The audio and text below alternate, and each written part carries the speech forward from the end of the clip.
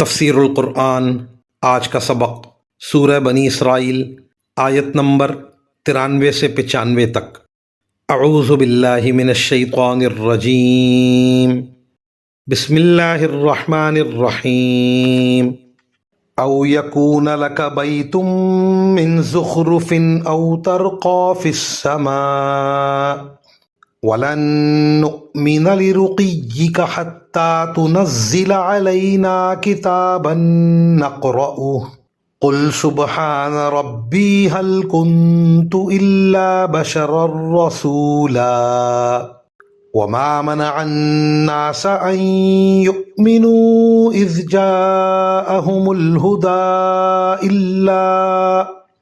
إلا أن قالوا أبعث الله بشرا رسولا قل لو كان في الأرض ملائكة يمشون مطمئنين لنزلنا عليهم من السماء ملكا رسولا۔ ترجمہ: یا پھر تمہارے لیے ایک سونے کا گھر پیدا ہو جائے، یا تم آسمان پر چڑھ جاؤ، اور ہم تمہارے چڑھنے کو بھی اس وقت تک نہیں مانیں گے جب تک تم ہم پر ایسی کتاب نازل نہ کر دو جسے ہم پڑھ سکیں۔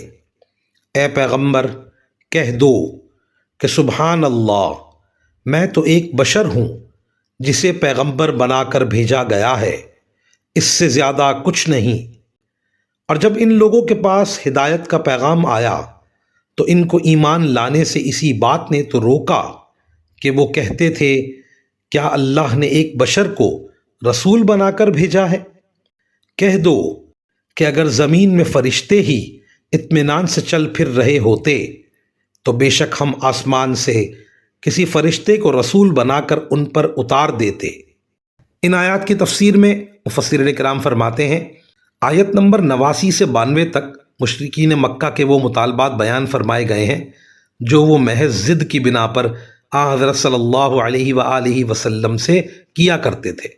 آپ کے متعدد معجزات ان پر ظاہر ہو چکے تھے، لیکن پھر بھی وہ نت نئی فرمائشوں سے باز نہیں آتے تھے۔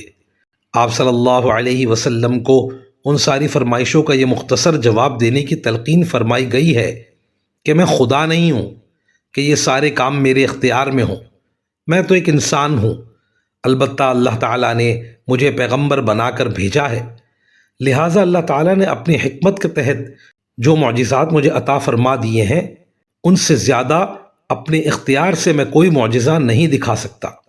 مزید فرمایا کہ پیغمبر کے لیے ضروری ہے کہ وہ اسی جنس سے ہو جس کی طرف وہ بھیجا جا رہا ہے، تاکہ وہ ان کی فطری ضروریات کو سمجھ کر اور ان کی نفسیات سے واقف ہو کر ان کی رہنمائی کرے۔